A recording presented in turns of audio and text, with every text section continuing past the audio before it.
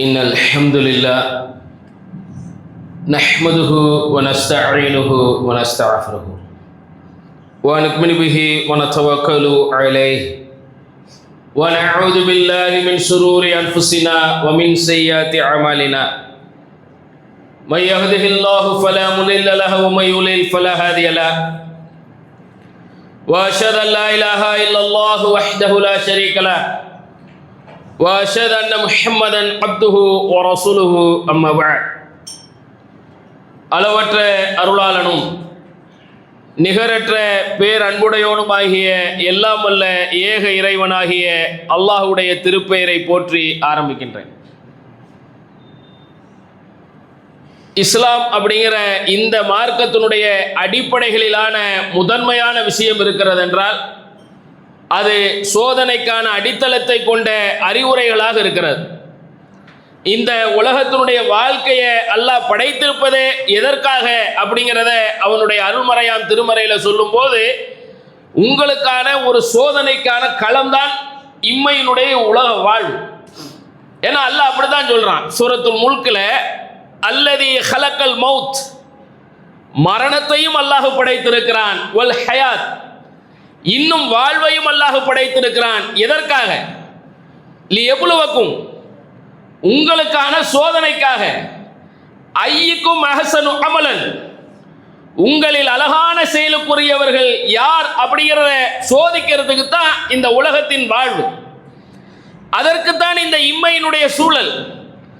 ஆனால் நம்மள நிறைய பேர் இந்த ஒரு சோதனைக்கான புரிதலை முழுமையாக உள்ளத்தில் தாங்கி கொண்டு இருந்தோமானால் நிச்சயமாக இது மறுமை வாழ்வுக்கான அடித்தளங்களை கொண்டு இறைவன் ஏற்படுத்தி இருக்கிற ஒன்றுதான் என்பது உள்ளத்தில் ஆழமாக முன்னிற்கும். ஏன்னா அல்லாஹ் குர்ஆன்ல சொல்லும் போதே யாருக்கு நற்செய்தி அப்படிங்கிறான்னா சோதனையை எதிர்கொள்பவர்களுக்கு தான் நற்செய்தி. அதை பொறுமையோடும் சகிப்புத்தன்மையோடு எதிர்கொள்றாங்களே. வனபுலுவன்னக்கும் பிஷைஇம் மினல் ஹௌஃப்னு ஆரம்பிக்கிறான் அல்லாஹ் திருக்குர்ஆன்ல. நம்ம எல்லாரும் இன்னா லில்லாஹி வ இன்னா இலைஹி ராஜிஊன் அப்படிங்கிற ஒரு மிக பெரும் அடிப்படையிலான ஒரு இழப்புக்குரிய இறைவன் ஆறுதலாக முன்வைத்த ஒரு சோதனைக்குரிய வார்த்தையை குர்ஆன்ல அல்லாஹ் சொல்லுவான். அதை எல்லாரும் சொல்லுவோம். அந்த வார்த்தை எதற்காக முன்வைக்கப்படுதுன்னா உலகத்தில் ஏற்படுகிற எல்லா சோதனைகளுக்கும் இறைவன் கற்றுத்தருகிற வார்த்தை அது. வெறும் மரணத்திற்கு மாத்திரம் சொல்லுகிற செய்தி அல்ல. அல்லாஹ் குர்ஆன்ல சொல்றான், அந்த இன்னா லில்லாஹி வ இன்னா இலைஹி ராஜிஊன் என்ற அந்த வார்த்தையை பற்றி அல்லாஹ் பேசுவதற்கு முன்பு உள்ள வசனம் தான் அது. அல் பக்ராவுடைய 156வது வசனம். அல்லாஹ் அதை விளக்குறான், தெளிவுபடுத்துறான். 55 56ல என்ன சொல்றான்? வ நபுலுவன்னக்கும் பிஷைஇம் மினல் ஹௌஃப், உங்களை நாம் சோதிப்போம். எப்படியெல்லாம் உங்களை நாம் சோதிப்போம் என்றால் ஒரு வகையிலான அச்சத்தை தருவோங்கிறான். ஹௌஃப், ஒரு பயத்தை தருவோம். அந்த பயம் என்பது உயிரை பற்றிய பயமாக இருக்கலாம், வாழ்வை பற்றிய பயமாக இருக்கலாம். அதையும் அல்லாஹ் கூடுதலா விளக்குறான். பசியை கொண்டும் சோதிப்போம். இவ்வுலகத்தினுடைய வாழ்க்கை நீங்க என்ன நினைச்சிடக்கூடாது, எல்லாம் இங்கே கிடைச்சிரும், இன்பமாக சந்தோஷமாக மகிழ்ச்சியாக வாழ்ந்து விடலாம், இதுதான் நமக்கான வாழ்க்கை அப்படி நினைக்கிறவங்க நம்மள நிறைய பேர் இருப்போமா இல்லையா? இங்க எல்லாம் எனக்கு கிடைச்சிடணும். ஆனா அல்லாஹ் சொல்றான் அப்படி எல்லாம் கிடைக்கிறது இல்லப்பா. உனக்கான சோதனைக்கான ஒவ்வொன்றையும் நான் சொல்லுகிறேன், கேட்டுக்கொள். உன்னை எப்படி சோதிப்பேன்? ஹௌஃபால சோதிப்பேன், பயத்தால சோதிப்பேன். பசியால சோதிப்பேன். வனக்ஸு மினல் அம்வால், உன்னுடைய செல்வத்தை பொருளாதாரத்தை உனக்கு இருக்கக்கூடிய வாழ்க்கையில் உள்ள அடிப்படையிலான வசதியை எடுப்பேன். உன்னை நஷ்டத்துக்கு உள்ளாக்குவேன், இழப்புக்குள்ளாக்குவேன், வறுமையினுடைய அடிப்படைகளை நோக்கி உன்னை தள்ளி விடுவேன். இன்னும் சொல்றான்ல, அன்ஃபுஸ், உயிரை எடுப்பேன். உன்னை எப்படியெல்லாம் சோதிப்பேன்? உன்னை பயத்தால பசியால உன்னுடைய செல்வத்தை பறிச்சு, இன்னும் சொல்றா இருந்தா உயிரை கூட எடுத்து, வஸ்ஸமராத், உனக்கு ஏற்படுகிற விளைச்சல்களிலே நன்மைகளிலே நீ எதிர்பார்த்திருப்ப, இதெல்லாம் கிடைச்சிரும், இதெல்லாம் நம்ம பெற்றுவோம் அப்படி நீ நினைப்ப, அதையும் பறிப்பேன். வபஷ்ஷிரி சாபிரீன், அல்லாஹ் குர்ஆன்ல சொல்லுகிறான், யார் பொறுமையோடு அதை எதிர்கொள்வார்களோ அவர்களுக்கு சுபச்செய்தியை சொல்லிவிடுங்கள், சுபச்செய்தியை சொல்லிவிடுங்கள். இன்னைக்கு நிறைய பேர் கேட்குறாங்க, இன்னும் இப்படி முஸ்லிம்களுக்கு சோதனை, கஷ்டம், துன்பம், கவலை இதெல்லாம் ஏன் வருது? ஒரு இறை நம்பிக்கைவாதியை பொறுத்த வரைக்கும் இதை உள்ளத்தில் ஆழமாக நிறுத்திக்கொள்ளணும். இந்த உலகம் என்பது சோதனைக்கான களம் தான், அதை எதிர்கொள்வதற்கானது தான். இந்த சோதனைகளை அல்லாஹ் ஏற்படுத்தாமல் இம்மையினுடைய வாழ்க்கையில் எந்த ஆன்மாவையும் அல்லாஹ் படைக்கல. எந்த ஒரு ஆன்மாவாக இருந்தாலும் சரி, நீங்கள் அறிந்ததோ அறியாததோ, நீங்கள் தெரிந்ததோ தெரியாததோ, நீங்கள் பார்க்காத ஆன்மாக்களுக்கு கூட அல்லாஹ் சோதனைகளை வைத்திருப்பான், வேதனைகளை வைத்திருப்பான். ஆனால் ஒரு இறை நம்பிக்கைவாதியை பொறுத்த வரைக்கும் அந்த சோதனைகள் எல்லாம் எதற்கானது? மறுமைக்கானது. அதனாலதான் அல்லாஹ் ஏராளமான வசனங்களில் அல்லாஹ்வுடைய ரசூலுக்கு அல்லாஹ் ஆறுதலை தருகிற வார்த்தையை சொல்லி தருவான். முன் சென்ற சமூகத்தை பார்த்துக்கிடுங்க, அந்த சமூகம் என்னெல்லாம் சந்தித்தது. ஏன்னா நம்பிக்கை கொண்டுட்டாலே ஒரு சோதனைகள் வரக்கூடாதுன்னு நினைக்கக்கூடிய மக்கள் அன்றைக்கும் இருந்தாங்க. அதனாலே அல்லாஹ் அந்த வார்த்தைகளை கொண்டு அந்த மக்களுக்கான ஆறுதல் தருகிற வார்த்தையை சொன்னான். ஹசிபன்னாஸ், நீங்க எண்ணிக்கிட்டு இருக்கீங்க, நினைச்சுக்கிட்டு இருக்கிறீங்க, ஐயுத்ரகோ யக்கூலு ஆமன்னா வஹும் லா யுஃப்தனூன், நாங்கள்லாம் ஈமான் கொண்டு விட்டோம் என்று சொன்ன காரணத்திற்காக உங்களுக்கான சோதனைகள் எல்லாம் ஏற்படாது என்று நினைக்கிறீர்களா? உங்களுக்கு முன்னிருந்தவர்களுக்கும் நாம் சோதனையை தந்தோம்ங்கிறான்ல. உங்களுக்கு முன்னாடி வாழ்ந்த சமூகம் இருக்கிறாங்களே, இன்னொரு வசனத்துல கூடுதலா தெளிவுபடுத்துவான். அம் ஹசிப்தும் அன் ததுகுலுல் ஜன்னான்ற அடிப்படையை கொண்டு அல்லாஹ் கேட்பான், நீங்க சுலபமாக இலகுவாக சொர்க்கத்தை அடைந்து விடலாம் என்று நினைத்துட்டீங்களா? லேசா அல்லாஹ் அப்படியே உங்களுக்கு, வாங்க அப்துல் காதர் பாய், வாங்க அப்துல் ரஹ்மான் பாய், வாங்க சியா பாய், வாங்க தப்ரேஸ் பாய், வாங்க மொஹிதீன் பாய், அப்படியே சொர்க்கத்துக்குள்ள போங்க அப்படின்னு அல்லாஹ் சொல்லிடுவானா? அல்லாஹ் கேட்கிறான், அம் ஹசிப்தும் அன் ததுகுலுல் ஜன்னா, சொர்க்கத்துக்குள்ள அப்படியே லேசா போய் உள்ள என்ட்ரு ஆயிரலாம்னு நினைச்சுக்கிட்டு இருக்கிறீங்களா? வலம்மா யக்திக்கும் மஸலுல்லதீன கலவ் மின் கப்லிக்கும் மஸ்ஸத்துஹுமுல் பக்ஸாவு வலர்ராவு வஸுல்ஸிலு. குர்ஆன்ல அல்லாஹ் பாடம் நடத்துறான். உங்களுக்கு முன் சென்ற சமூகத்தவர்களுக்கு ஏற்பட்டதை போன்ற இழப்புகள், கஷ்டங்கள் சுற்றி வளைத்து அவர்களை பீறிட்டு கொண்டது. ஹத்தா யகூலு வல்லதீன ஆமனு, அல்லாஹ் குர்ஆன்ல விளக்குறான். அந்த மக்கள்கிட்ட ஈமான் கொண்ட மக்கள் இருந்தாங்க. யகூல ரசூல், ரசூல் இருந்தார், ரசூல் சொல்றார், என்ன வார்த்தையை சொல்றாரு? மத்தா நஸ்ருல்லாஹ், அல்லாஹ்வுடைய உதவி எப்போது என்று அவர்கள் எல்லாம் கேட்டுக்கொண்டிருக்கிற சூழலில் அலக்களிக்கப்பட்டாங்க. அல்லாஹ்வுடைய ரசூல் அதைத்தான் அந்த சஹாபா பெருமக்களுக்கும் சொன்னாங்க.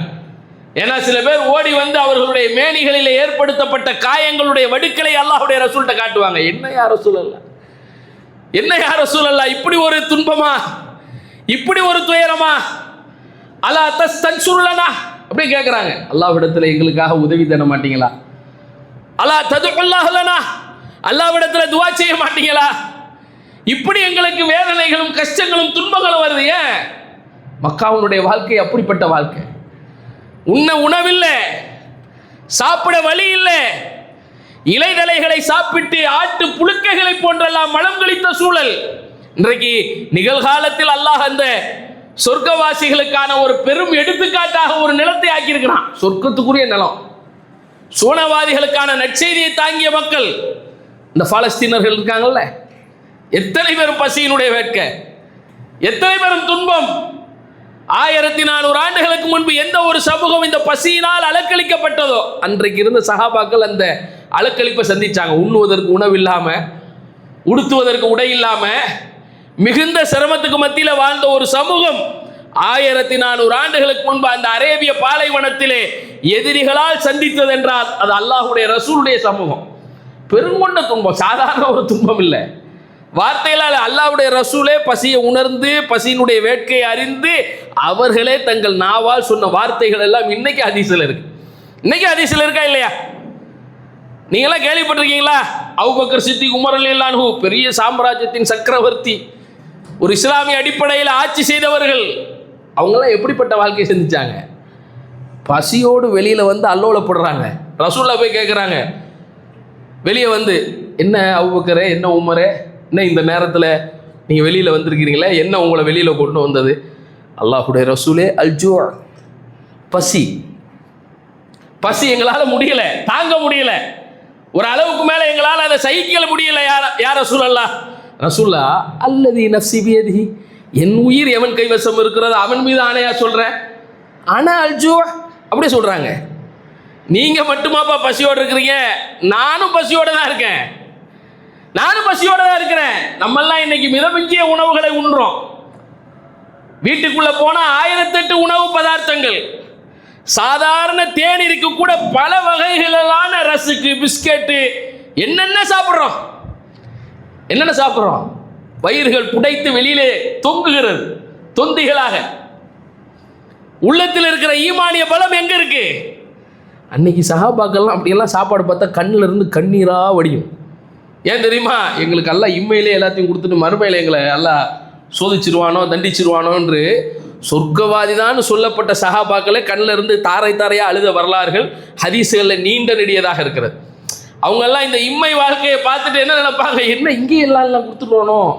அன்னைக்கு பார்த்தோம்னா அவங்கெல்லாம் உயிரை அல்லாஹ்வுடைய பாதையில் அர்ப்பணித்துட்டு கஃன் போட துணி இல்லாமல் வாழ்ந்துக்கிட்டு இருந்தாங்களே, உண்ணுவதற்கு உணவில்லாமல். யாரு? அப்துர் ரஹ்மான் இப்னு அவுஃப் போன்ற சஹாபிகள், உயர்ந்த சஹாபிகள், சொர்க்கவாசி தான். அல்லாஹ் உங்களுக்கு சொர்க்கத்தை தான் தரப்போறான்னு சொன்னவங்க. ஏன் அவ்வளோ வறுமை, அவ்வளோ ஏழ்மை? ரசூல்லா பசியோடு இருந்தாங்கன்னா எப்படி?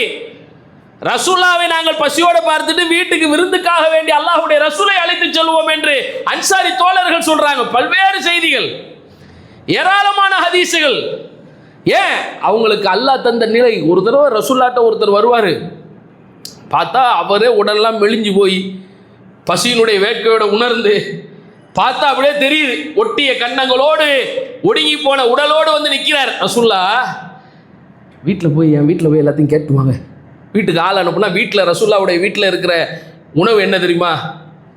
ஹதீஸில் வருது, அல்லதி நப்சி பியதிஹின்னு அப்படியே வருது. அல்லாஹ்வின் மீது சத்தியமிடுறதில் ஒரு கூடுதலாக வார்த்தை, என் உயிர் எவன் மீது ஆணை இருக்கிறதோ அந்த அல்லாஹ்வின் மீது ஆணையிட்டு சொல்லுவாங்க, அல்மா, நீரை தவிர வேறு எதுவும் இல்லை. ரசூல்லாவுடைய வீட்டில் சோறு இல்லை, கோதுமை இல்லை, சாப்பாடு இல்லை, உணவு இல்லை.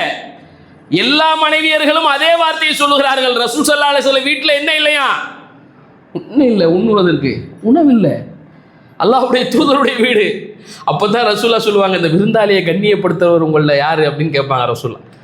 அப்போ தான் ஒரு தோழர் எந்திப்பார், அபு தல்ஹாங்கிற தோழர். அவரும் எவ்வளோ பெரிய வறுமையில் இருப்பார் தெரியுமா? வீட்டுக்கு போனால் தான் தெரியும் அவரு. ஏன்னா ரசூல்லா இந்த மாதிரி வரக்கூடிய பசியாற்றுதலை விருந்தாளிகளை உபசரித்ததோடு சேர்த்து வச்சாங்க. ஏன்னா இஸ்லாம் மட்டும்தான் துத்இமு தஆம், பசித்தவருக்கு உணவளிப்பது தான் இஸ்லாத்திலே சிறந்த செயல். சொல்லுவாங்கல்ல, ஒரு ஒரு மனிதனுக்கான உதவிகளிலே ஆக பெரும் முதன்மையான உதவியா என்ன இருக்கணும்? ஒரு மனிதனுடைய பசியை போக்குதலா இருக்கணும், பசியை போக்குதலா இருக்கணும். ஆனா அந்த பசியாலேயே ஒரு சமூகம் இன்றைக்கு மாண்டு கொண்டு இருக்கிறதானால் அந்த அடிப்படையிலான காரியத்திற்கு யார் காரணம்? அல்லாஹ் எந்த ஒரு ஆன்மாவையாவது சக்திக்கு மீறி சோதிப்பேங்கிறானா? சக்திக்கு மீறி உங்களுக்கான சிரமங்களை தந்து விடுவானா? அல்லாஹ் லா யுகல்லிஃபுல்லாஹு நஃப்ஸன் இல்லா உஸ்ஆஹா. எந்த ஒரு ஆன்மாவையும் அல்லாஹ் சக்திக்கு மீறி சோதிப்பதல்ல. இந்த சோதனைகள் எல்லாம் மனிதர்களுடைய கரங்களால் ஏற்படுத்தி கொண்டவை, அவர்களுடைய அறியாமையினுடைய அடித்தளத்தில் ஏற்படுத்தப்பட்டது. அல்லாஹ் எந்த ஒரு ஆன்மாவுக்கு அணு அளவும் அநியாயம் செய்ய மாட்டாங்க. ஏங்க, ஒரு பறவை கூட்டிலிருந்து வெளியில் போகுதே, அதுக்கு உணவளிக்கிறவன் யார்? ரிஸ்க் அளிக்கிறவன் யார்? அல்லாஹ் தானே. பார்த்துருக்கீங்களா பறவை? எத்தனையோ உயிரினங்கள், எத்தனையோ ஜந்துகள், எத்தனையோ வகையிலான படைப்பினங்கள் இந்த உலகத்தில் வாழுது. யார் சாப்பாடு கொடுக்குறா? அதுக்கு படைத்த ரப்பு தான் படி அளக்கிறான், அவன் தான் உணவு அளிக்கிறான், அவன் தான் ஒரு வகையில் சிறந்த உணவளிப்பாளனாக இருக்கிறான். ஆனால் ஏன் இதெல்லாம் நடக்குது? 1400 ஆண்டுகளுக்கு முன்பு அல்லாஹ்வுடைய ரசூல் நடத்திய பாடங்கள் அவைகள். எந்த ஒரு ஆன்மாவுக்கும் அல்லாஹ் சோதிக்கிறது இல்லை. வரம்பு மீறி அவர்களை இப்படி ஒரு சிரமத்துக்கு ஆளாக்க வேண்டும் என்று அல்லாஹ் நினைக்கல.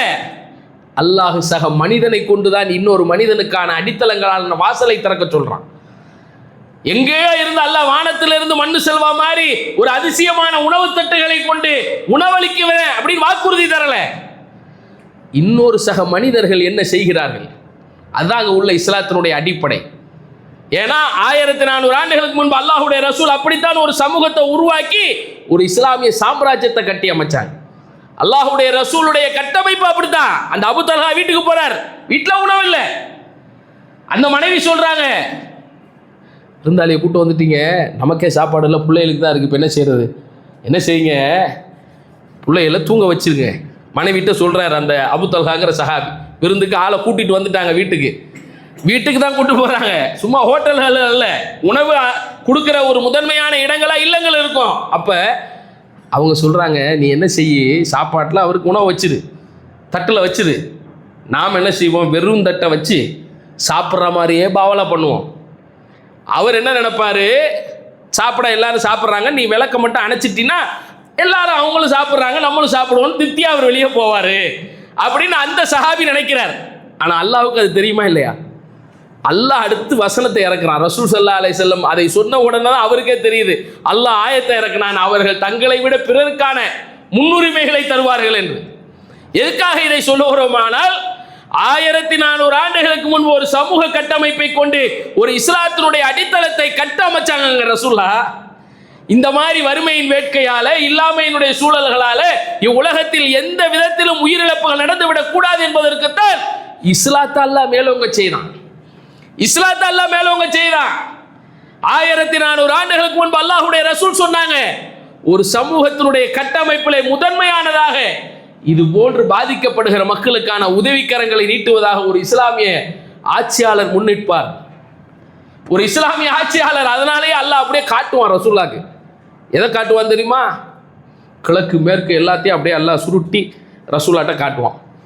ஏன்னா ஹதீஸ்ல அப்படிதான் வருது, இன்னல்லாஹ ஸவாலில் அருள். நீங்கள் சில பேர் கேட்பீங்களே, ஏன் இந்த சமூகத்துக்கு இவ்வளோ பெரிய சோதனைன்னு, அந்த சோதனைக்கான பதில் அல்லாவே அன்னைக்கே சொல்லிடுறான். பூமி எல்லாம் அப்படியே சுருட்டி காட்டுறான் ரசூலுல்லாஹ்ட்ட. ரசூலுல்லாஹ் பார்க்குறாங்க, ஃபர ஐத்த மஷாரிக்கஹா மகாரிபஹா, கிழக்கு மேற்கு எல்லாம் தெரியுது. என் உம்மத்து இருக்குல்ல, இன்ன உம்மத்தி சைபுலுஹு முல்கஹா, என் உம்மத்து அத்தனை பகுதியும் ஆட்சி செய்வதை போன்று நான் பார்க்கிறேன்.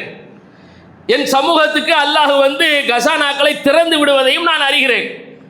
நான் உடனே அல்லாஹ்ட்ட கேட்குறேன், யா அல்லாஹ் என் சமூகத்தை ஒட்டுமொத்தமாக பஞ்சத்தால் எதிரிகளை எல்லாம் சாட்டி அழிச்சிடாத யா அல்லாஹ் அப்படின்னு நான் அல்லாஹ்ட்ட கேட்டேன். அல்லாஹ்வும் சொல்கிறான், யா முகமது அவர்களே, இது முஸ்லீமில் இருக்கிற ஆதாரபூர்வமான செய்தி, அல்லாஹ் ரசூலோடு பேசிய ஒரு வார்த்தை, 5538வது ஹதீஸாக முஸ்லீமில் இருக்கு. அப்போ ரசூல் ஸல்லல்லாஹு அலைஹி வஸல்லம் அவர்கள்ட்ட அல்லாஹ் சொல்கிறான், யா முகமது அவர்களே, நான் ஒரு சில முடிவு எடுத்திருக்கேன். இதா கலைத்து கலாஅன் ஃபஇன்னஹு லா யுரத், நான் எதை முடிவாக ஆக்கியிருக்கிறேனோ அதில் எதையும் மாற்ற மாட்டேன். உன் சமூகத்தை ஒட்டுமொத்தமாக பஞ்சத்தால் அழிக்க மாட்டேன், ஒட்டுமொத்தமாக எதிரிகளை சாட்டி அவர்கள் ஒன்றாக சேர்ந்தாலும் அழித்து விட மாட்டேன். ஆனால் என்ன நடக்கும், ஹத்தா யகூன பாலுகும், அவர்கள் இருப்பாங்கல்ல உங்கள் சமுதாயத்தை சேர்ந்தவங்க, அவர்களே அவர்களில் சிலரை என்ன செய்வாங்கன்னா அழிப்பாங்க. அல்லாஹ் சொல்கிறான் அந்த வார்த்தையை. அவர்களே என்ன செய்வாங்க, எஸ்பி பாலும் பாலன், அவர்களே அவர்களை சிறைபிடிப்பார்கள், அவர்களே அவர்களை அழித்துக் கொள்வார்கள். இதுதானே இன்னைக்கு நடந்துச்சு.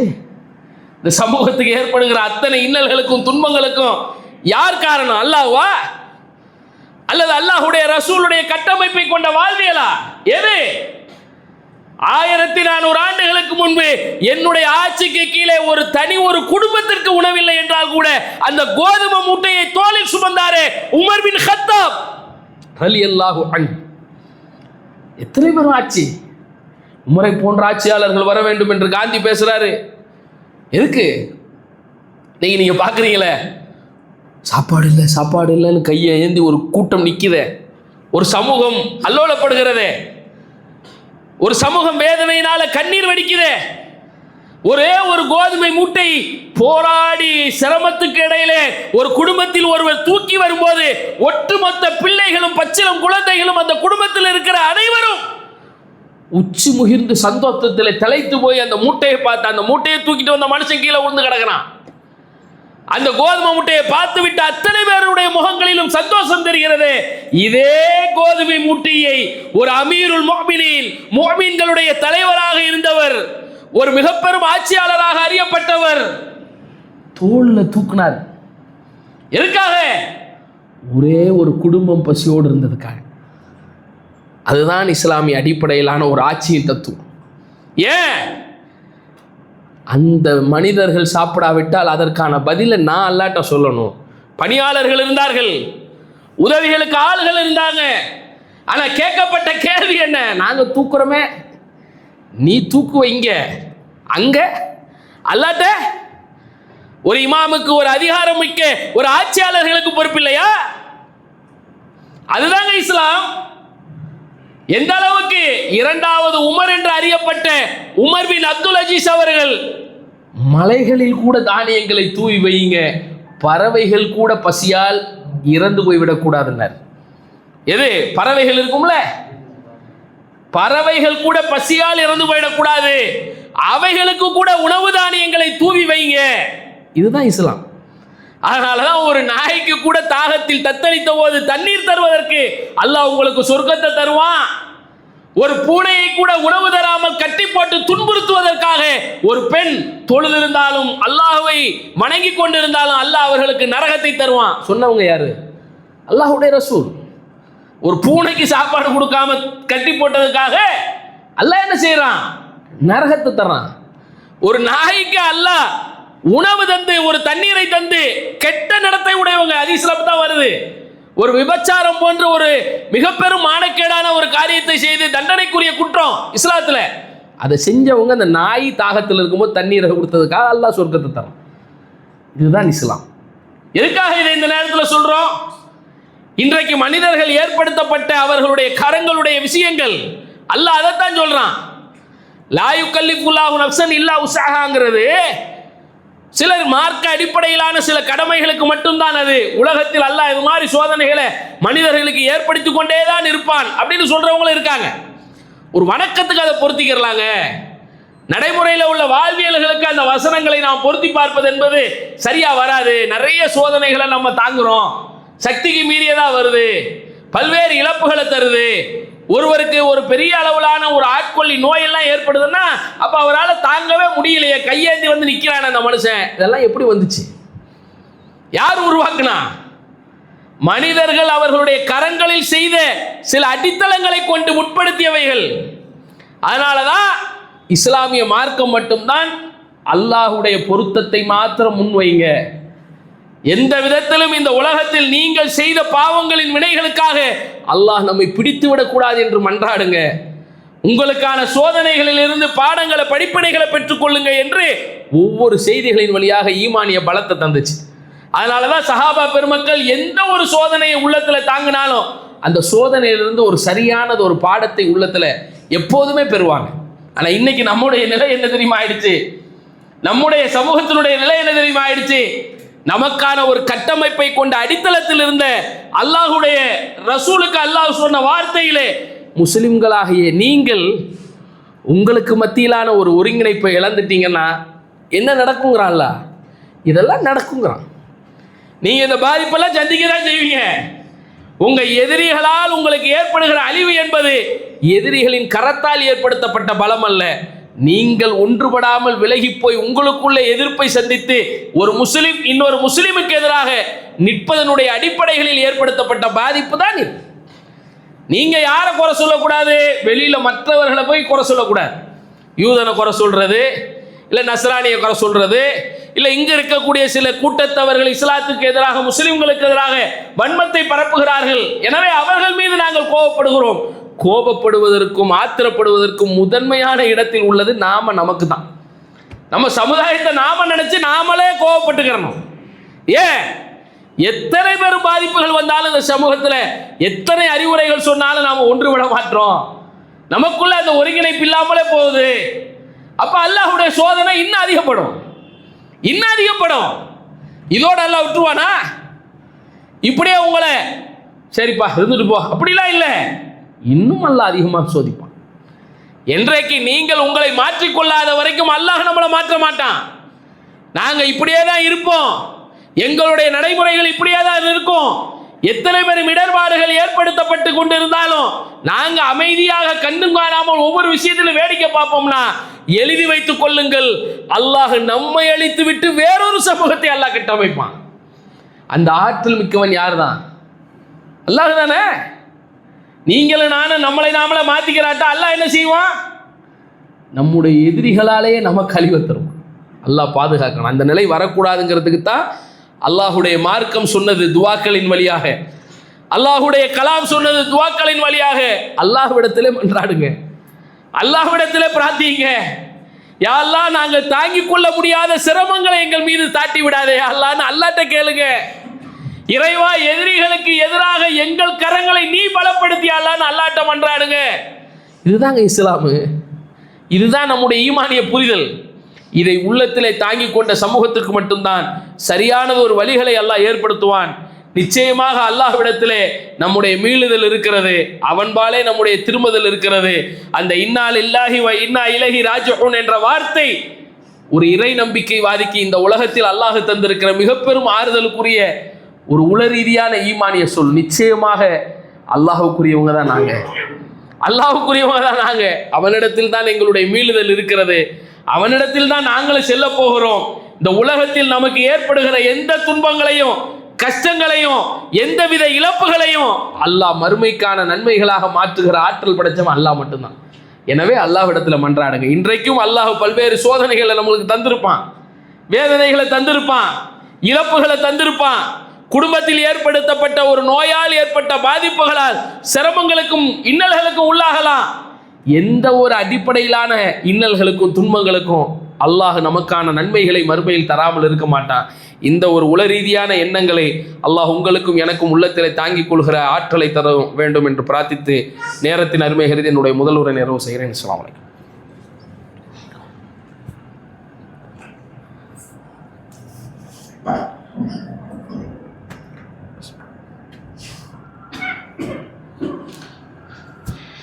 நஹ்மதுஹு வ நுஸல்லி அலா ரசூலில் கரீம். அம்மா பஅத். அன்பார்ந்த சகோதரர்களே, தொழுதுட்டவங்க கொஞ்சம் முன்னாடி வந்துடுங்க, ஏன்னா பின்னாடி வேற நிற்கிறாங்க. அதாவது பொதுவாக முஸ்லீம்கள் எல்லாம் பயங்கரவாதத்தை தீவிரவாதத்தை செய்வது போன்று ஒரு அடிப்படையான கட்டமைப்பு என்பது இந்த தேசத்தில் ஒரு நீண்ட நெடுங்காலமாகவே இருந்தது. பழிகள் ஒரு பக்கம், பாவம் ஒரு பக்கம் பாங்களா, அந்த மாதிரி எந்தவித குற்றச் செயல்கள் நடந்தாலும் உடனடியாக முஸ்லிம்கள் மீது தான் பழி சுமத்தப்பட்டு கொண்டு இருந்தது. இந்த பழி என்பது ஒரு மிக பெரும் அளவில் முஸ்லிம்களை பாதித்து கொண்டும் இருந்துச்சு. எங்கே எது நடந்தாலும் உடனே முஸ்லிம்கள் பெயர், தாடி வச்சவன், தொப்பி போட்டவன், ஜிப்பா போட்டவன் பயங்கரவாதி. இதுதான் மிக பெரும் நீண்ட காலமான நிகழ்வு. ஆனால் மலையகான்னு ஒரு பகுதியில் ஒரு குண்டு வெடிப்பு நடக்குது. இந்த குண்டு வெடிப்பு நடந்த பிறகு ஒரு மிக பெரும் அளவில் முஸ்லீம்கள் கைது செய்யப்படுவாங்க. எப்போவுமே இயல்பாக உள்ளது தான். உடனடியாக பழி தூக்கி பாகிஸ்தான் பயங்கரவாதம்பா, கேஷே முகமதும்பா, லஷ்கரே தொய்பாம்பா, ஏதாவது ஒரு பேரை சொல்லுவான். நாளை அப்பாவி முஸ்லீம்கள் பிடிக்கப்படுவாங்க. பிறகு அவர்கள் மீதான ஒரு வன்மத்தை கொண்டு ஊடகங்களும் செய்திகளை முன்வைக்கும். ஆனால் இந்த மலையகான்னு ஒரு பகுதியில் நடந்துச்சு ஒரு குண்டு வெடிப்பு. குண்டு வெடிப்பு நடந்த உடனே முஸ்லிம்களை பிடித்தார்கள், முஸ்லிம்களை சிறைப்படுத்தினார்கள். அவர்களுக்கு எதிரான செய்திகளும் ஊடகங்களால் பரப்பப்பட்டுச்சு. ஒரு கட்டத்தில் அந்த குண்டு வெடிப்புக்கான விசாரணை வேண்டும் என்று, ஏன்னா குண்டு வெடித்தது பள்ளிவாசலில் முஸ்லிம்கள் இருக்கிற பகுதிகளில், ஏன்னா அஜ்மீர் தர்கா குண்டு வெடிப்பாக இருக்கட்டும், அதே மாதிரி மக்கா மஸ்ஜித் குண்டு வெடிப்பாக இருக்கட்டும், இப்படி சில குண்டு வெடிப்புகள்லாம் நடந்தது. சம்ஜோதா எக்ஸ்பிரஸ் குண்டு வெடிப்பு, இதில் அதிகப்படியாக முஸ்லிம்களே இறந்து போனாங்க. அப்போ முஸ்லீம்கள் இறந்து போனாங்க, பழியும் முஸ்லீம் மேலே போடுறியப்பான்னு சொல்லி சில பேர் அதற்கான வழக்குகளை முன்னெடுக்கும் போது அன்றைக்கு மகாராஷ்டிராவுடைய அரசும் பிஜேபி அரசாகத்தான் இருந்தது. அப்போ அவங்க என்ன பண்ணாங்க, நாங்கள் ஏடிஎஸ் ஆன்டி டெரரிஸ்ட் ஸ்குவாடுன்னு ஒன்று வச்சுருக்கிறோம், அவங்க விசாரித்து ஒரு நல்ல முறையில் தீர்ப்பை சொல்லுவாங்கன்ட்டு அதில் கொடுத்துட்டான். அந்த ஏடிஎஸ்ல ஒரு நியாயமான நேர்மையான ஒரு அதிகாரி இருந்தார். இன்றைக்கும் அவர் ஒரு வரலாற்றின் நாயகராகத்தான் பார்க்கப்படுவார். அதுக்கு முன்பு வரைக்கும் இஸ்லாமிய பயங்கரவாதம் தீவிரவாதம்னு சொல்லி கொண்டிருந்த பெயர் அப்பதான் வரலாற்றிலே மாறுகிறது. ஏன்? இந்த பயங்கரவாத குண்டுவெடிப்புக்கு பின்னால் முஸ்லிம்கள் யாரும் இல்லை. இந்த குண்டுவெடிப்பு என்பது பிரக்யா சிங் தாக்கூர் என்ற ஒரு இந்து துறவியால் முன்வைக்கப்பட்டது. கர்னல் புரோஹித் என்று சொல்லப்படுகிற ராணுவத்தில் இருந்த ஒரு உயர் அதிகாரி அவர் தந்திருக்கிறார் ஆர்டிஎக்ஸ். இவர்கள் இதில் மாத்திரமல்ல பல்வேறு குண்டு வெடிப்புகளிலே சம்பந்தப்பட்டார் என்று தொடர்ந்து ஒரு செயின் லிங்க் எடுத்தான் அந்த மனுஷன். ஒரு குண்டு வெடிப்பு, இரண்டு குண்டு வெடிப்பு அல்ல, பல்வேறு குண்டு வெடிப்புகளுக்கு பின்னால் இவர்கள் சம்பந்தப்பட்டிருக்கிறாங்கிற ஒரு பெருங்கொண்ட உண்மையை வெளியில் அந்த மனுஷன் கொண்டு வந்தாங்க. இன்னைக்கு அது ஒரு பெரிய அளவிலே எந்த அளவுக்கு வார்த்தைகள் வந்தது. சில முன்னால் இருந்த இன்றைக்கு காங்கிரஸ் கட்சியா இருக்குது, அதில் இருக்கிற சில முக்கிய தலைவர்கள் சாஃப்ரன் டெரரிசம்னு சொல்லவே செஞ்சாங்க. இது ஒரு காவி தீவிரவாதம். அது முன்னாடி வரைக்கும் இந்த சொல்லாடல்கள் வரல, அதுக்கப்புறம் தான் வெளியில தெரியுது உண்மை. இவர்கள் பல குண்டுகள் வெடித்திருக்கிறது, பல அப்பாவி மக்களை கொண்டிருக்கிறாங்க, இவங்களே குண்டு தயாரிச்சிருக்கிறாங்க. ஏன்? அதுக்கு காரணம் இந்த ஹேமந்த் கர்கரே. பிறகு அவரே கூட என்ன செய்யப்பட்டாரு, மும்பையில் நடந்த டெரரிஸ்ட் தாக்குதல் என்ற பெயரில் ஒரு போலியான லைஃப் ஜாக்கெட்டை கொடுத்து ஒரு உண்மையான குண்டு துளைக்காத அந்த உடையை இல்லாமல் அவரை போய் களத்தில் இறக்கி விட்டு, அவர் போக வேண்டிய அவசியம் இல்லை, அவரை களத்தில் இறக்கி விட்டு அவரை சுட்டு கொண்ட மாதிரி ஒரு நிகழ்வு நடந்தது. அவர் மனைவி இன்னைக்கும் அவங்க அந்த நேரத்தில் 1 கோடி ரூபாய் தூக்கி கொடுத்த போது அதை ஏற்க மறுத்தவர்களாக இருந்தாங்க. அவங்களும் இறந்து போனாங்க மர்மமான முறையில். இது எதுக்கு இந்த நேரத்தில் சொல்கிறேன்னா, இந்த குண்டு வெடிப்பு சாதாரணமான முறையில் கண்டுபிடிக்கல. ஒரு வண்டி உருது நோட்டீஸ் எல்லாம் போட்டிருந்தாங்க பழியை தூக்கி முஸ்லீம் மேலே போடுறதுக்கு. காந்தியை கொல்லும் போது இஸ்மாயில்னு போனாங்களே பச்சை குத்திட்டு, கோட்ஸை எப்படி போனான்? காந்தியை கொல்ல போகும்போது பச்சை குத்துவது இஸ்லாத்தில் ஹராம். ஆனால் எப்படி போய் குத்துனான்னு தெரியுமா, சுட்டான்னு தெரியுமா? கையில் இஸ்மாயில்னு பச்சை குத்திட்டு. இன்னும் சில செய்திகள் இருக்குது, சுண்ணத்தே பண்ணியிருந்தான்னு. ஏன்? பிடிச்ச உடனே கொன்றுவாங்க காந்தியை சுட்டோன்னே. உடனே முஸ்லீம் அது பற்றியா துளுக்கப்பைய தான் அந்த இஸ்மாயில் பச்சை குத்தி இருக்கு, கத்தனாலாம் பண்ணியிருக்கிறான் அப்படின்னு. ஏன்னா அப்படி நடக்கவும் செஞ்சிச்சு. நாடு முழுக்க இஸ்லாமியர்களுக்கு எதிரான வன்முறை வெறியாட்டங்கள் வடநாடுகளில் தூண்டிவிடப்பட்டது. தென்னாடுகள் இந்த பக்கமும் அது போன்ற சூழல்கள் வரும்போது பசுமுன் தேவராக அன்றைக்கு இருந்தவர், அதே போன்று பல்வேறு மத தலைவர்கள் குரல் கொடுத்தாங்க. முஸ்லீம்கள் யாரும் காந்தியை கொல்லலை. நேரு ரேடியோவில் பேசினார், முஸ்லீம்கள் கொல்லலை, அதுக்கும் முஸ்லீமுக்கும் சம்பந்தம் இல்லை. நாத்துராம் கோட்ஸேங்கிற ஒரு சிற்பம் பார்ப்பான், கலைஞர் பத்திரிகையில் எழுதினார், உத்தமர் காந்தியின் உயிரை குடித்தான் ஊதாரி பார்ப்பான். ஏன்? பழி முஸ்லீம் மேலே, முஸ்லீம் தான் கொண்டுட்டான், முஸ்லீம் தான். ஏன்? இதே வேலை இஸ்மாயில் கையில் பார்த்து முஸ்லீம் மேலே பழிய போடணும். அப்போ இந்த மாதிரி நிறைய நிகழ்வுகள் நாடு முழுக்க முஸ்லீம்கள் பெயராலேயே முஸ்லீம்கள் செய்தது மாதிரியே நடந்தது. இது ஒரு சர்வதேச சதி திட்டமிடுதல். அப்போ இந்தியாவில் இது மாதிரி முஸ்லீம்கள் மீது பழி போட்டுக்கொண்டே வந்த போது தான் உண்மை வெளியில் தெரிந்தது. அந்த குறிப்பிட்ட ஏடிஎஸ்னுடைய தலைவராக இருந்த அவர் வண்டி சேஸ் நம்பர்ல இருந்து இது வண்டி யார் பேரில் இருக்குது, இதில் யார் யார் தொடர்பு, அதனுடைய அத்தனையும் எடுத்தான் அந்த மனுஷன். இன்னைக்கு அந்த வழக்கில் சம்பந்தப்பட்டவர்கள் யாருமே குற்றவாளி இல்லை, போதிய ஆதாரம் இல்லைன்னு சொல்லி என்ன செய்யுது சிறப்பு நீதிமன்றம், என்ஐஏனுடைய சிறப்பு நீதிமன்றம் விடுவிக்குது. அப்போ இது நமக்கு உணர்த்துகிற பாடமாக செய்தியாக என்ன இருக்குது? இதுதான் ஒரு சில அடித்தளங்களை கொண்ட முஸ்லிம் சமூகத்துக்கு உண்டான புரிதல். அன்றிலிருந்து இன்று வரைக்கும் அவர்கள் ஒரு தெளிவான பார்வையில் இருக்கிறாங்க. என்றைக்கும் அவர்கள் யாரையும் விட்டு கொடுக்கறது இல்லை. காந்தியவே கொன்னா கூட கோட்ஸே யாரு தான் அவர்களுக்கு தேசப்பிதான்னு பேசினா. இதே பொம்பளை, இந்த பிரக்யா சிங்கிற பொம்பளை பாராளுமன்ற உறுப்பினர் ஆக்கினாங்க. இதை விட கேவலம் இருக்கா? ஆனால் நாம நம்ம சமுதாயத்துக்கு மத்தியிலே சில பழிகளும் அவப்பெயர்களும் சில சமுதாயத்தினுடைய நபர்கள் மீது போடப்படக்கூடிய சூழல்ல அதற்காக என்றைக்கும் நாம் ஒன்றுபட்டு நின்றதில்லை. அந்த விஷயம் என்னங்கிறத ஆய்வு செஞ்சது கூட இல்லை. ஆனால் இங்கே என்ன நடக்குது? தெளிவாக இவ்வளவு திட்டமிடுதலோடு பல்வேறு நிகழ்வுகளை கொண்டு அவர்கள் பிடிக்கப்படும் போது, கைது செய்யப்படும் போது அவர்கள் தான் காரணம். இன்னும் சொல்றதாக இருந்தால் இந்த பிரக்யா சிங் மீது கடும் நடவடிக்கை எடுப்போம் அப்படின்னு ஒரு 3 மாசத்துக்கு முன்னாடி பண்ணாங்க. என்னையே இவங்க தான் காரணம்னு வெளிப்படையாக சொன்னாங்க. ஆனால் இன்னைக்கு எங்கள்கிட்ட போதிய ஆதாரம் இல்லை, போதிய சாட்சியம் இல்லை. ஆனால் இதே மாதிரி சில வழக்குகள் வந்தபோது ஆதாரம் இல்லை, சாட்சியம் இல்லை, ஆனால் கூட்டு மனசாட்சியில் நாங்கள் என்ன செய்வோம், தீர்ப்பு எழுதுவோம் செஞ்சாங்க. பேர் என்னவா இருக்கும்? யாரா இருக்கும்? கோன்ரங்கா, முஸ்லீம் ரங்கா வித்தாச்சு. முஸ்லீமாக இருந்தால் என்ன நீதிமன்றத்தில் சொல்லப்படும்? சாட்சி ஆதாரம்லாம் அப்படி இருக்குது, அதெல்லாம் அங்கிட்டு வைங்க. எங்கள் கூட்டு மனசாட்சி என்ன சொல்லுது? இவன் தான் செஞ்சிருப்பான். ஏன் முசல்மானில் இவன் தான் செஞ்சிருப்பான்னு நாங்கள் தீர்ப்பு கொடுப்போம். ஏன்னா எங்களுடைய நம்பிக்கை அது. அப்படித்தானே பாபர் மசூதி வழக்கு? பாபர் மசூதி இருந்துச்சப்பா, 450 வருஷமாக வழிபட்டு கொண்டு இருந்தாங்களப்பா, தொழுதுகிட்டு இருந்த ஒரு இடமாச்சப்பா, உலகமே பார்த்துச்சப்பா, பிபிசியில இருந்து எல்லாம் காட்டினானப்பா, டிவியில படம் காட்டினானப்பா, முன்னாடி நின்று நடத்தி கொண்டு அந்த யாத்திரையில போய் இடிச்சாருங்களப்பா, எல்லாம் இருக்கும். ஆனால் எங்க நம்பிக்கையின் அடிப்படையில் அங்கே இருந்திருக்கும் கோயில். எனவே அந்த இடத்தை தூக்கி நாங்கள் கொடுப்போம். இதுதான் யதார்த்தம். அதனால தான் அல்லாஹ் குர்ஆன்ல சொல்லுவான், அல்லாஹ் இருக்கான் பாரு, ஒமன் அஹ்ஸனு மினல்லாஹி ஹுக்மன் லிகௌமி யுகினூன். எந்த ஒரு சமூகம் உறுதியான நம்பிக்கை கொண்டு இருக்கிறதோ அவர்களுக்கான தீர்ப்புகளை நியாயமான சிறந்த முறையில் வழங்குபவனாக அல்லாஹ்வை தவிர உலகத்தில் யார் இருக்கிறார்? இந்த உலகத்தை எவனால தீர்ப்பு நியாயமா வழங்க முடியும்? நியாயத்தையும் நீதியையும் நிலைநாட்டுகிற ஒரு நாள் இருக்கிறது. மாலிகி யௌமித்தீன் என்று அல்லாஹுக்கான ஒரு அடைமொழி சொல்லோடு நாம் எல்லாம் ஒவ்வொரு நேர தொழுகையிலும் ஓடிக்கொண்டிருக்கிறோமே சூரா ஃபாத்திஹா. அந்த வசனம் என்ன சொல்லுது? அல்லாஹு மட்டும்தான் நியாயத்தையும் நீதியையும் நிலைநாட்ட முடியும். அணு அளவு எந்த ஒரு மனிதனுக்கும் அல்லாஹ் அநியாயம் செய்ய மாட்டான். அணு அளவு எந்த ஒரு மனிதனுக்கும் அல்லாஹ் எந்த தீங்கையும் விளைவிக்க மாட்டான். ஒவ்வொரு மனிதனுக்குமான தீர்ப்பை அந்த மனிதனே எழுதி கொள்ளலாம். ஏன்? அதுதான் நியாய தீர்ப்பு நாள், மறுமையினுடைய நாளின் அவசியத்தை அல்லாஹ் அந்த உலகத்தில் உணர்த்தி கொண்டுதான் இருக்கிறான். இந்த உலகத்தில் எல்லா மனிதர்களுக்கும் எல்லா வகையிலுமான தீர்ப்புகள் நியாயமான முறையில் வழங்கப்பட்டிருமா?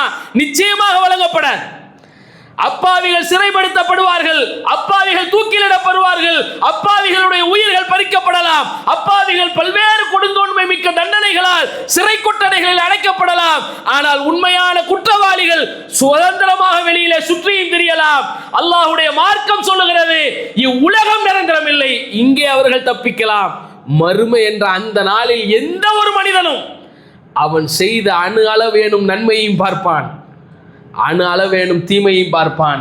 அந்த அல்லாஹுடைய சன்னிதானத்திலிருந்து யாரும் தப்பித்து விட முடியாது. எனவே அல்லாஹ்வை தவிர போக்கிடம் இந்த உலகத்தில் எந்த மனிதனுக்கும் இல்லை. அல்லாஹ்வை முன்னிறுத்துவோம், அல்லாஹ்விடத்திலே பிரார்த்தனைகளை செய்வோம். நிச்சயமாக அல்லாஹ் மட்டும்தான் எல்லாவற்றுக்கும் தீர்வு சொல்லுகிற ஆற்றல் படைத்தவனாக இருக்கிறான். எனவே அது உள்ளத்திலே தாங்கிக் கொள்ளப்பட வேண்டும். நிச்சயமாக நம்முடைய உள்ளங்கள் அல்லாஹ்வின்பால் எண்ணங்களை கொண்டுதான் அமைதி பெறும். அதற்காகத்தான் இந்த வார்த்தையை சொன்னனே தவிர வேற எதுவும் இல்லை. உள்ளங்களால் எந்த விதங்களிலும் காயங்களை கொண்டும் இது போன்ற சோதனைகளை கொண்டும் துவண்டு போய்விடாதீர்கள். நிச்சயமாக அல்லாஹ் நம்மளோடு இருக்கிறான். அஸ்ஸலாமு அலைக்கும்.